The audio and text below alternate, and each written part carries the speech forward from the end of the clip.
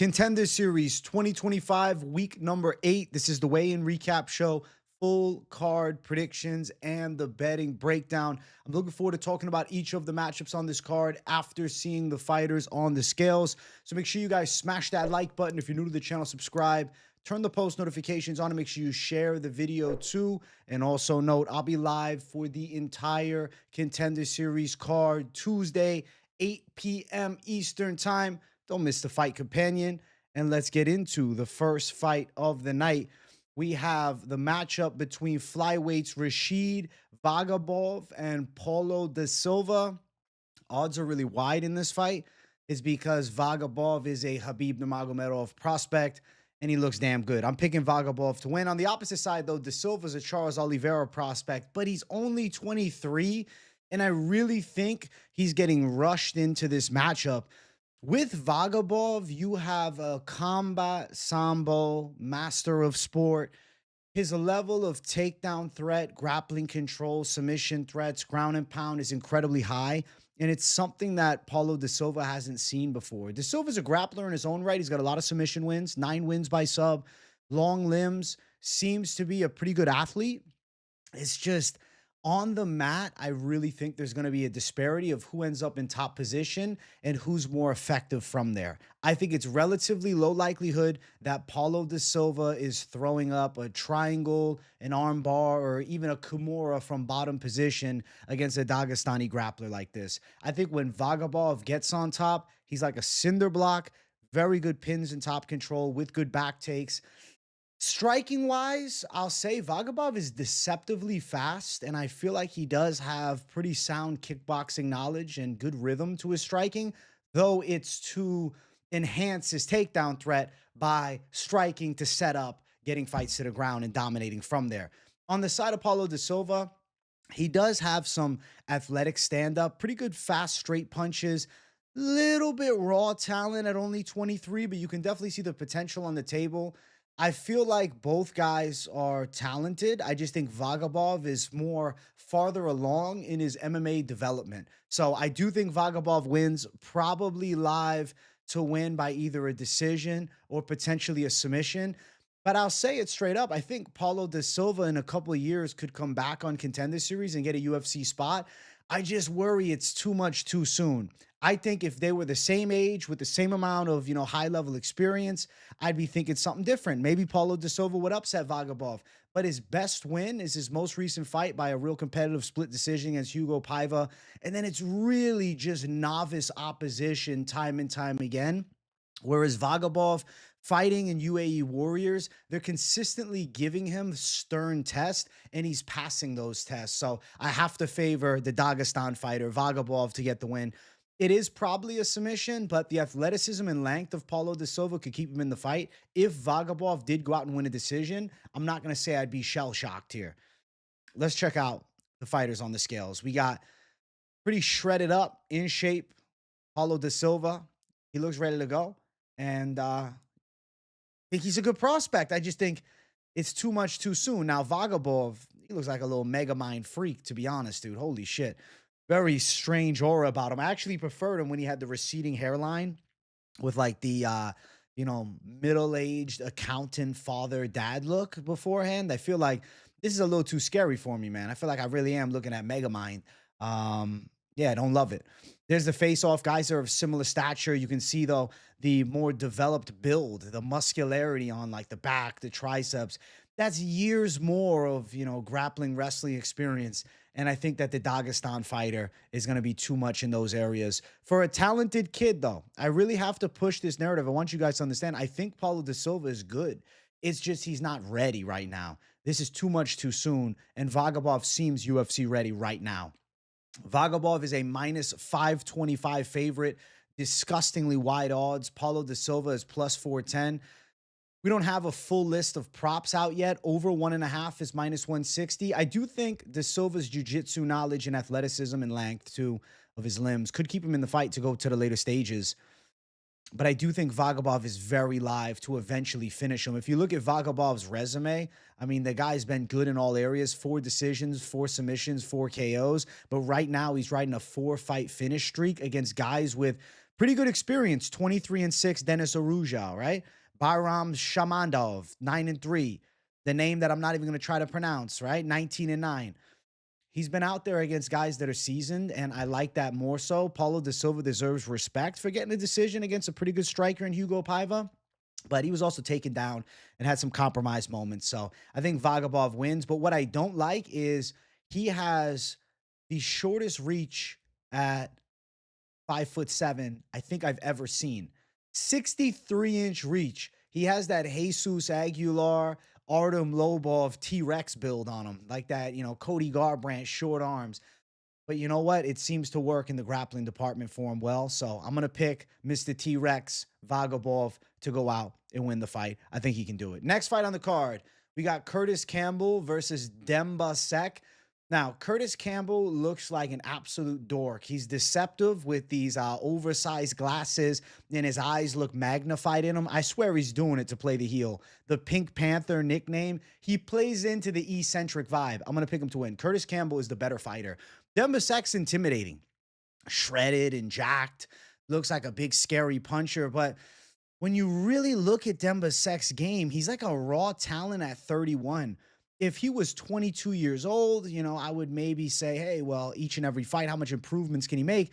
But he's 31 years of age. I really think that he's more of an athlete than he is a technician. He does have good athleticism. So, watch for him throwing nasty kicks to the legs. He likes to spin to the body. He'll even throw cartwheel kicks and shit. He did in one of his fights if someone caught his kick. So he does have that, athletic style where he can do crazy stuff. But as far as his actual bread and butter, the boxing's a little reckless. He has some power in his hands with a pretty dangerous overhand right, but at times his feet are not under him and he's really just throwing arm shots. Now he makes up for it with fast twitch ability, but overall I see a guy like that is susceptible to counters and especially susceptible to being taken down himself. On the side of Curtis Campbell, he's got a very creative ground game, strong on the ground. Takedowns are very good. Top control, very good. Back takes, submissions, really good. Stand-up is also quite good. Stance switch hitter with really nasty calf kicks and a precise kickboxing style that's based upon very high-level technique. He doesn't have the same menacing build, right? He doesn't have the same intimidating athletic presence, but what he has is a very high fight IQ and a well-refined mixed martial arts skill set. And I think that Curtis Campbell should go out and win by submission. He is very experienced as an amateur as well as a pro. He was an 8-1 amateur, and he's got a multitude of victories by different methods, shown some leg kick abilities. He's shown some nasty punches up top. The calf kick knockout of Carl Fletcher in this one, obviously the guy's, more of a scrub, but the fact that he can rip at your calf like that shows the guy's got skills in more than just grappling. We kind of see the ground skills and put that as probably element number one of his game, but he could definitely strike with Demba Seck. I went back and watched a good amount of Demba Seck, and what I saw is this matchup here 4 months ago. He went to a split decision with this 2-2 fighter. The guy had okay Muay Thai, but he really wasn't much of a high-level guy, and Seck had the grappling advantage. In this fight, Campbell's got the grappling edge. Unless he gets caught with a crazy, wild power shot, I really think Campbell should dominate this fight and win by submission on the ground. He's substantially better than Demba Seck at fighting. It's just Demba Seck's a great athlete. I'm going to pick the skillful martial artist over the athletic specimen. There's Demba Seck, shredded and jacked as fuck. The guy's a real athlete. But you know what? Curtis Campbell, when he doesn't have the glasses on, deceptively in shape too. Then there's the face-off. You can see little height advantage for Demba Seck. He's got the explosiveness and probably punch power edge, but I think Curtis Campbell's just better than him. It doesn't matter. Curtis Campbell's going to get Demba Seck down. His grappling is a little bit suspect on the defensive elements of it. Offensively, he has good, strong wrestling, but as far as his actual jiu-jitsu, man, I don't think he's very good on the ground. I think he just uses his explosiveness to get up to his feet a lot. Whereas I don't think you can do that against a guy who has vast knowledge of jiu-jitsu. So I think Curtis Campbell goes out and wins by submission in this fight. And I believe it's going to be a pretty one-sided matchup between the two. Demba Seck is a big underdog, and you might be looking at him thinking, damn, but look how scary he is. Yeah, but skills pay the bills. -375, Curtis Campbell should be the substantially better mixed martial artist, and he actually should win this fight by finish as well. Under 1.5 plus 110. It's live to go under 1.5. I think Campbell could win by first round submission, actually. I definitely like the Campbell sub side. I don't know what that line is looking at the moment, but something to consider because he's going to have a vast technical grappling advantage. And I think he goes out there and handles business against a powerful athlete in Demba Seck, but just a guy that's substantially less skilled. And look at the nicknames. We got the Pink Panther versus the Black Tiger. I'm going Pink Panther all day. Let's keep running. Next fight on the card. We have our featured fight of the night. Christopher Avidrez versus Eligier Kubanza. Kubanza. I just botched his name bad. I'm sorry, Kubanza. He's too scary, bro. He intimidates me. I'm fucking looking and I'm trying to say his name and I feel like he's about to kill me too. Kubanza is just a terrifying guy. I mean, look at his face. Look at that ear, mangled ear on the side of his fucking neck. It almost looks like. Kubanza's good, guys. Kubanza's very good. I feel like Kubanza has some real solid potential at 27 years of age. He's a blue chip prospect. Skills look nice. Stance switch striker, comfortable to throw stiff jabs, works the body nicely as well. Good kicks down low, good grappling. Even in his last fight, he took on a combat sambo champion and he was very defensively sound in the fight, taken down, I believe, one time. But then he took down the combat sambo champ and beat him up from top position. Kubanza has a really well-versed skill set, seems to have the God-given gift of knockout power. On top of that, it's like the opposite with Demba Seck, right? Demba Seck is raw talent and athleticism and explosiveness. Kubanza is technical skill and patience with those same athletic gifts. He seems to be a very good fighter right now at 27 years of age. I think that you're going to see him land some big shots here and probably get a finish. I like inside the distance for Kubanza in this one. He's a knockout artist for sure, but in his last fight, he went 3 hard rounds and showed a really well-refined grappling defensive game, offensive grappling too, and a good gas tank. I actually am happy that there was a fight of his that he went into the later stages and he's not just knocking everybody out in the first round. Because then, this guy truly has what it takes to go 3 hard on a Contender Series matchup against a guy that's going to want it bad in Avidrez. To be honest with you, Christopher Avidrez is pretty good. He knocked out Takashi Sato in his last fight, but it was the corpse of Takashi Sato. If you guys remember prime Takashi Sato, he had some will. Against Avidrez, he just turtled up, man. He was just getting beat on for a good minute and a half before the referee stopped it, and then they got to the ground, and then Sato just turtled up. Avidrez does have good stand-up, though. He won a fight, too, at Karate Combat. He's a pretty slick kickboxer. He's got good hand speed. I do think that he has some power, and I like that he's a stance switch hitter as well, but the difference in power is vast here. Kubanza, definitely the harder hitter. I think Kubanza, the better wrestler. Kubanza is going to be the physically stronger fighter. And I think Avidrez is probably getting clipped. I think he's going to get hurt here by Kubanza. And if they go to the ground, I think we could see Kubanza work good ground and pound, beat Avidrez up, and then eventually finish him off even by a submission. I'm really favoring that side of Kubanza to win inside of the distance. Avidrez has good hand speed, but I think Kubanza exceeds his speed. And Kubanza matches it then with bigger power, more explosiveness. And I just think he's better overall. Kubanza's been fighting good opposition. Yes, a win against Takashi Sato is cool for the resume, but it's a wash Takashi Sato. Win before that against a 3-6 Albert Gonzalez. For Kubanza, he took out a good grappler, combat sambo champ in the fight before. Before that, took out, another OV and finished him early. He's got a lot of knockouts in Brave. He was missed a first-round KO up until his most recent fight. But I think that his most recent fight is why I feel such confidence in Kubanza's skills, because he's able to push a hard 3-round pace, and he's able to outwork and beat someone in an area where they're best at. So Kubanza should go out and get, I think, a pretty highly impressive victory here. Now, as far as the scales between the two of them, Avidrez definitely in shape. Guy wants it bad. Dangerous striking game, well-refined skill set, goat shed prospect. On the opposite side, there's Kubanza. Bro, he's terrifying. Guy's freakishly jacked and shredded. I'm telling you, the ear is like on the neck. This is a scary look. He looks menacing, man. That's like that Junior Dos Santos ear.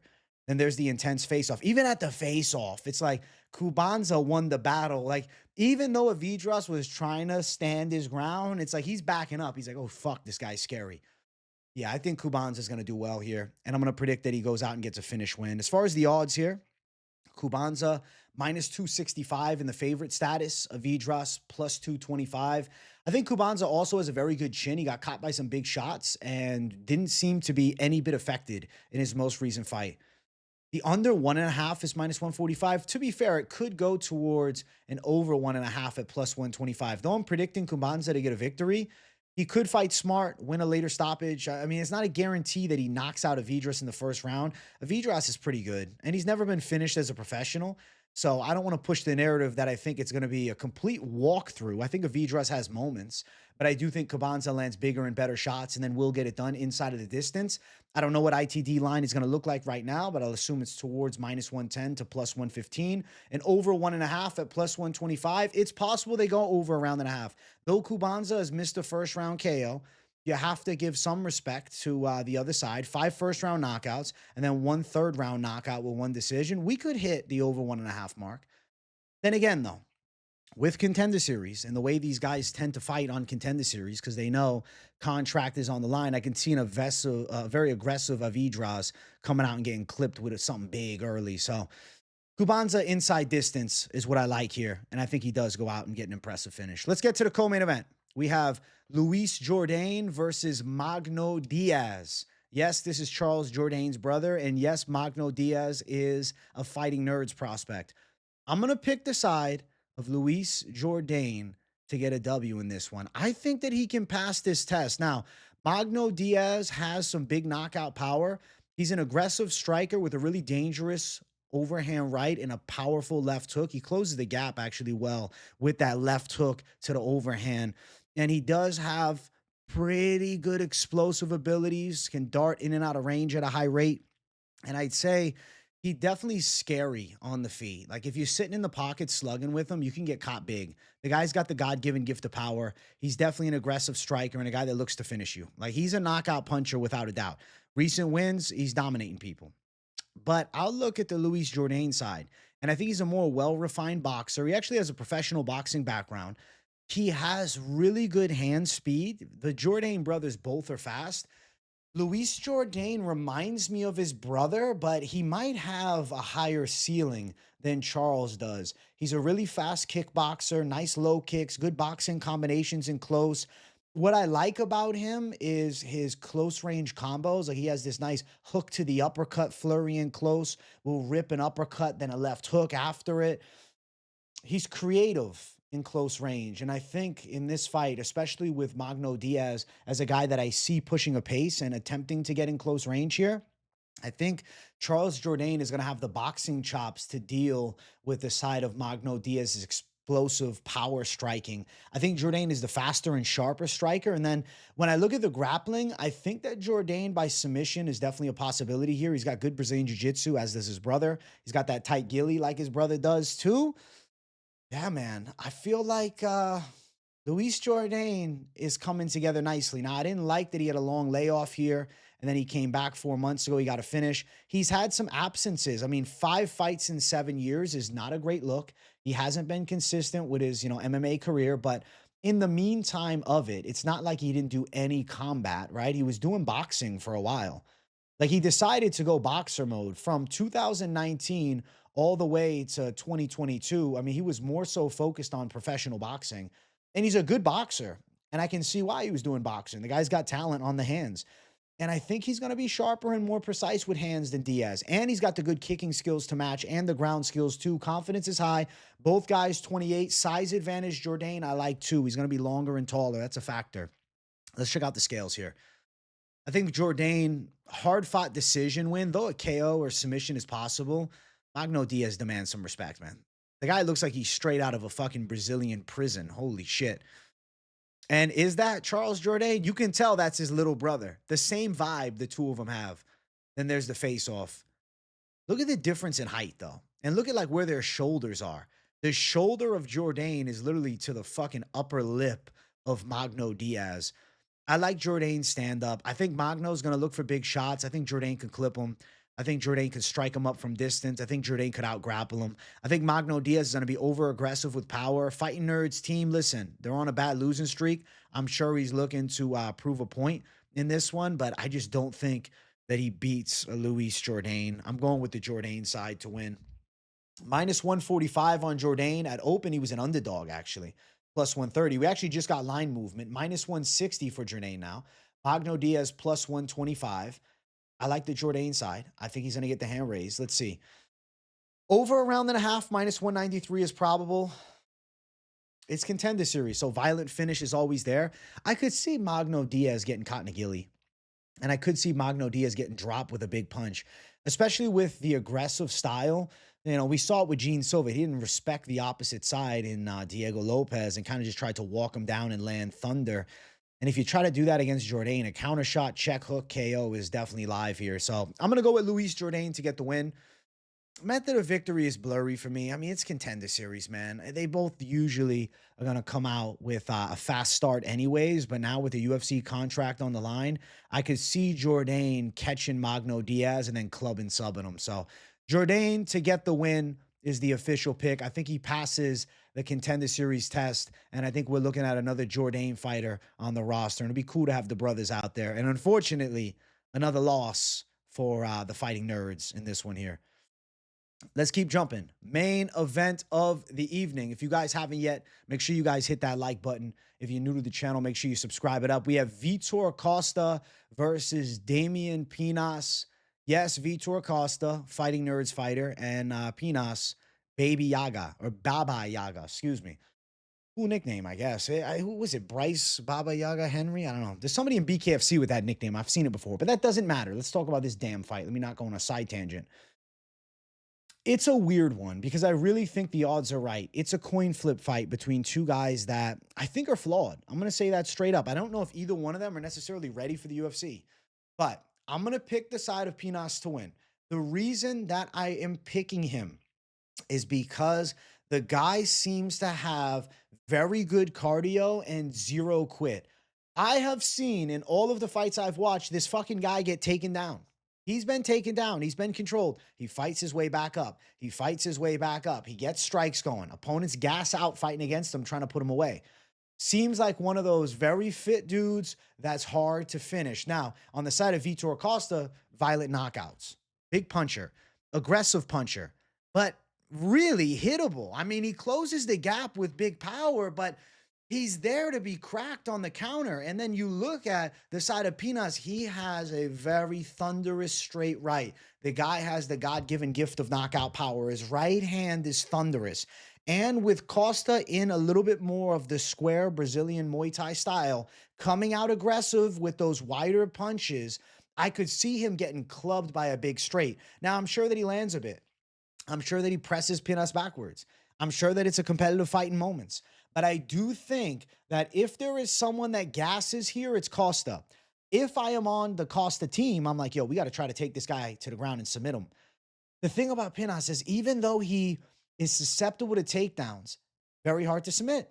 Has never gone out and been submitted as a pro. Has one loss, but it's a disqualification. The guy's been fighting in Brazil, so it's kind of cool to see. We got the Chuto Brazil fighter versus the Jungle Fight fighter.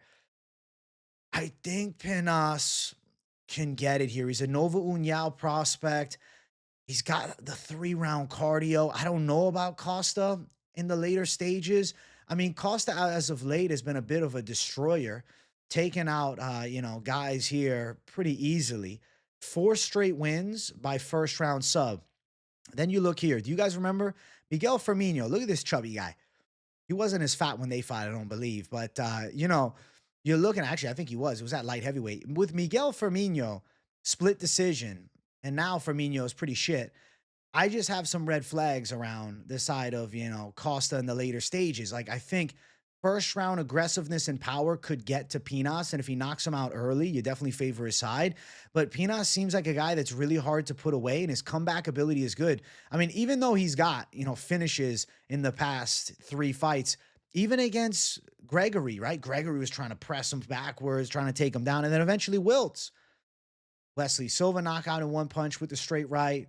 Matos, he breaks as Matos is all over him with grappling, but just gasses out trying to finish him. It's like, I think Pinas is one of those guys where it's like you can get an edge on him in the first round and then early stages of the second, but then his gas bar doesn't really diminish and yours goes down as you think you're dominating this guy. Then next thing you know, he punches you in the face and knocks you the fuck out. So I'm going to say Damian Pinas is live for a comeback KO in this matchup here.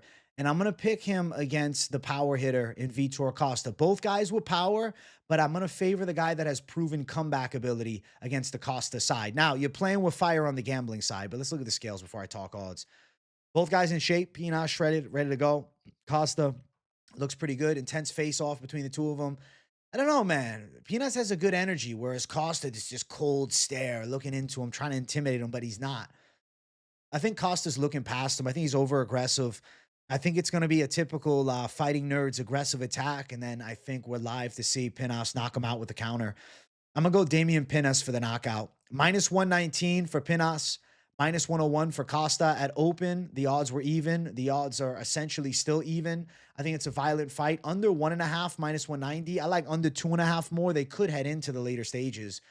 Definitely. We're going to find out about Costa's gas tank. We'll see what it's got. I know for a fact Pinas in the later stages can make a comeback possible. So I'm a favor a guy that finishes fights strong and that has come back from adversity before. Costa riding a nice 4-fight first round destruction streak, but something tells me he ain't getting Pinas out of there in the first round. Pinas also is a Novo and Yao prospect. He's with Andre Petneris. He's getting good looks every day. The guy's improving at a rapid rate. I think Pinas can get the win. So I'm going to pick his side. I'm going with the Aruban to get it done. He's also from Suriname. He represents there as well. So like Jairzinho Rosenstruik, where he's from. I think Pinas can do it, guys. All bullshit aside, even though Vitor Costa fighting out of the scary fighting nerds team with power and aggressiveness, I'm telling you, I'm watching him strike and I'm like, yo, his head's just there to be cracked. And even if he lands big shots, if he doesn't put Pinas out, even if he takes him down, but he can't submit him or finish him with ground and pound, Pinas is going to still be alive. And he's just going to be one of those annoying guys that comes back. I'm not saying he's like the Deontay Wilder of MMA, but there's that element where he can be losing, but he's just not going to quit, and then he's going to knock you out. And I'm going to favor that side as opposed to the Costa side. So Pinas to win the main event. Those are my predictions for this week's Contender Series card. I do want to discuss some parlays. I think that we have to keep it realistic. Curtis Campbell should go out and win. Yes, he's a minus 420 favorite, but the odds of his success rate to me seem relatively high. I also think Kubanza wins. Those two together at minus 142. It's a live play.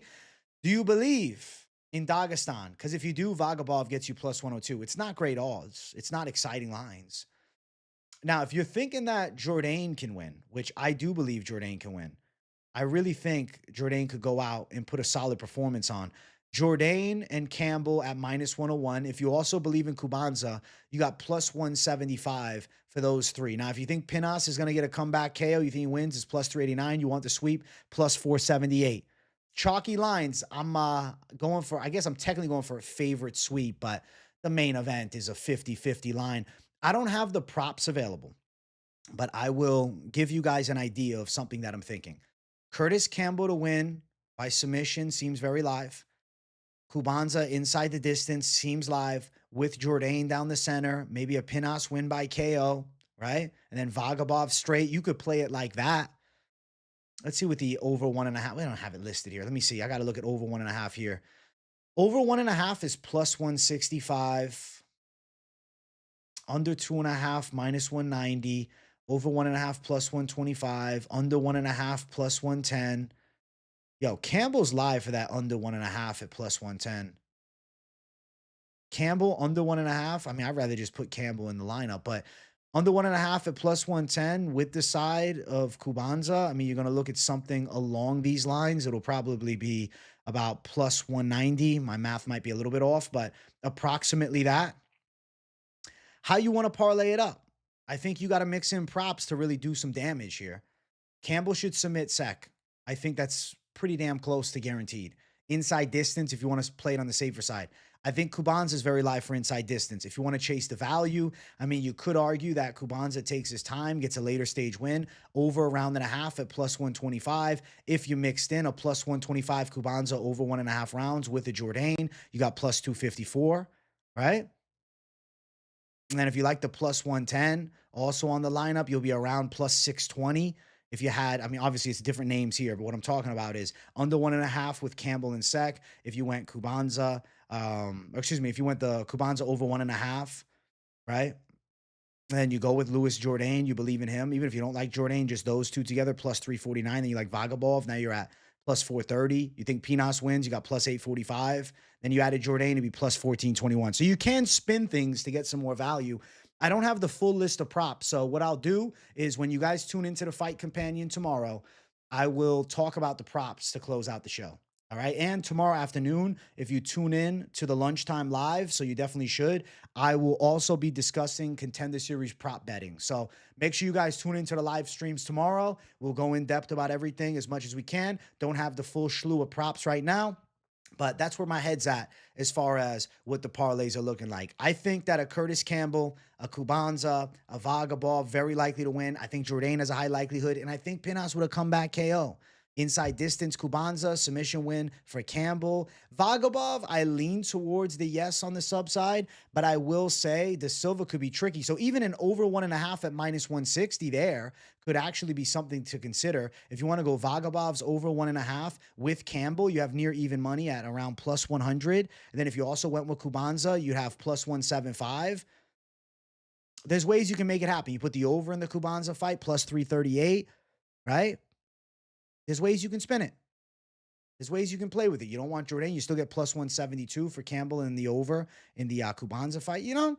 And obviously you can go Jourdain, and then you can add in the over 1.5 in the Vagabov fight with the other two lineups that I mentioned, the over 1.5 in the Kubanza fight, and then also with the side of just Campbell to win plus 613. Then if you went with Campbell by sub, now you're getting more plus money.